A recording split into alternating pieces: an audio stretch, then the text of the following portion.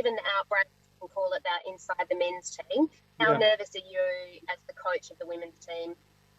I'm a very nervous person, Liz. but thankfully we've got no cases at the moment. So yeah, obviously we've sort of flipped. We had a little run of them, but at the moment, touch wood, we're clear. So yeah, I guess it's just part of society, business as usual, that you're going to have some of these moments. At the moment, we're clear though, so thankful for that. Given selection will come out later on today, yes. Are there going to be any changes, and particularly given the loss last week? Yeah, obviously. So in response to the loss, there's, I guess, a couple of ways to view that. We've had players in the SANFL playing really well, waiting for an opportunity. We've also had players in the team doing a really good job who had a weekend last weekend where we weren't quite at the level. So there's either back them in or create opportunity. We are going to create one opportunity. So we'll have a debutante this week in Brooke Tonham, who will play her first game for the club, which is really exciting, obviously. But beyond that, there won't be significant change. But yeah, clearly there are, there's players ready to go. So Brooke will play her first game. She kicked 6 goals, a couple of weeks ago, but she's also trained as a back with us quite a bit. So we'll probably start her across halfback. That's what I was going to ask, actually. So you obviously drafted her as a defender, but yeah, she's got this goal kicking form in the SANFL. We were pretty well throughout the pre-season. She trained at both ends of the ground and even a little bit on the wing. So we hadn't really pigeonholed her in any particular one position. We were sort of just keen to see what she had in all areas of the ground. And obviously what we've seen is a young player who's worked amazingly hard, hasn't put a foot wrong, and clearly has demonstrated some really good form at SANFL level. So we're really excited that she's going to get an opportunity. So, debuts are always interesting, and that you're never 100% sure which way it's going to go, but she's fairly calm and measured sort of individual. So I think she will handle the occasion well. I assume, have you told her the news that she'll be debuting, and how did she take it, and what can Crows fans expect from her? I thought I'd tell you first. No, we've told her. She's excited. Her family's extremely excited. I think I might have mentioned previously that so Brooke was attending school up here in Adelaide, playing for Glenelg, and so we drafted her. And at that point, I didn't realise she's from Mount Gambier. So it's amazing that it's taken me this long to give her a game, because Mount Gambier people deserve more opportunity in life than others. But no, she's done really well, and what we'll expect from her is that she competes really hard, but she's got great skills. Now, whether that can translate into AFLW when the pressure's a little bit higher, we'll wait and see. But all of her skill fundamentals are really, really excellent. Her kicking, her marking, her handball, and also her contest skills. So we'll see how she goes. But yeah, it's an exciting time whenever anyone debuts for the club. Great, thanks, Doc. I'll pass over to someone else. No worries, Liz. Thanks. Channel 10. Good afternoon, Doc. From the loss, how's the team reacted? Yeah, there was a lot of disappointment, clearly. We've been playing at a really good standard of footy, and we felt as though we let ourselves down, probably only for a short period of that game. The Bulldogs played outstandingly well, but we felt that our pressure probably wasn't at the level for about a 6, 7, 8 minute period at the start of the game, and it probably cost us, potentially cost us 3 goals. So to lose by a point and to feel as though we probably contributed to that by allowing some easy ones early was really disappointing. But that said, the group's been very good for the whole year. So we reflected on the learnings, as coaches say, and then we moved on. They trained really well on Wednesday. I think there's an appetite to get back and to get back to the level that we believe we're capable of. So in terms of the response, I thought it was appropriate. In a glass half full way, strangely, is it kind of nice that in the back of the head now you don't have that pressure of an undefeated season and all that constant talk that we keep on asking you every Friday? No, it's not good. No, we wanted to win. We want to win whenever we possibly can because the competition is really even, particularly, if you look at the top 6 at the moment, it's very, very tight. And so the loss could be really costly in terms of making finals and other elements of that. But in the end, we weren't good enough to win on the day. So, are we happy at 5-1? If you'd offered me that at the start of the season, I reckon I would have taken it. So ultimately, we're pleased with where we're at, but we obviously let one slip. Final one from me. It's my favourite question. Chelsea Randall, what's her status? Yeah, Chelsea Randall's a star player. That's her status. Great person. Is that what we're relating to, or do you want to know about her injury?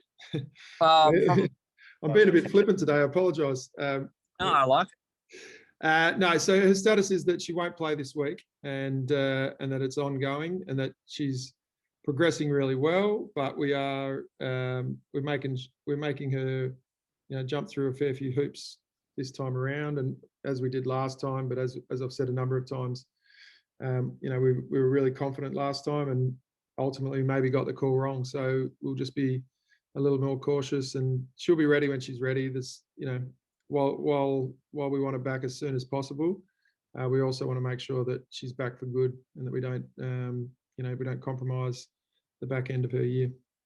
How close is she to training? Yeah, so she's. I think I won't give you the percentages she's running at, but she's running fast, and so therefore she's very close.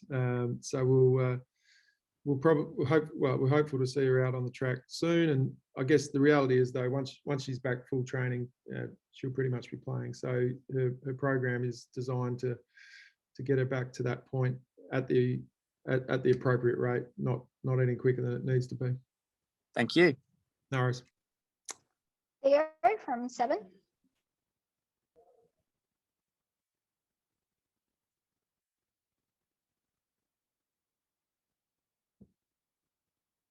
Sorry, was I just on mute? No, I heard you. But so I reckon next one. Who's that? 7. Do we have anyone from 7? I'm here from 9, Danny, if you want me to jump in. Yeah. Yep, you can jump in.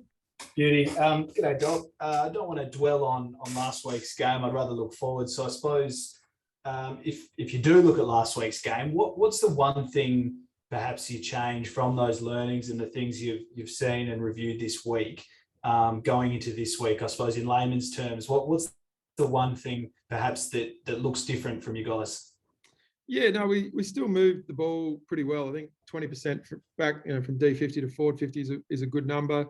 But clearly, yeah, that just our pressure in that first period of the game wasn't there. There was very little, very, very few tackles, very, very few just even getting at the opponent as they were disposing the ball. So that's the piece which we need to fix. But fortunately, it's also the piece which has been, outstanding throughout the whole season. So it's not as though we're searching for something that we don't have. We just, as I say, we let ourselves down for a brief period, and then our defensive system, our defensive method also, we had 3 or 4 lapses where, just little things we need to tighten up. But once again, an area of the game where we've been really strong. So pretty important not to throw the baby out with the bathwater. We just need to revisit some of the things which make us good. And in saying that, you've got some pretty hungry players who have been to the grand finals, won, lost grand finals, especially that midfield group. Marinov, Hatchard, Phillips, that kind of group. How hungry do you expect them to be this week, coming off the back of a loss and perhaps a game by the end of it you feel like you almost could have pinched? How hungry do you expect some of those leaders and more senior players to be from the first bounce?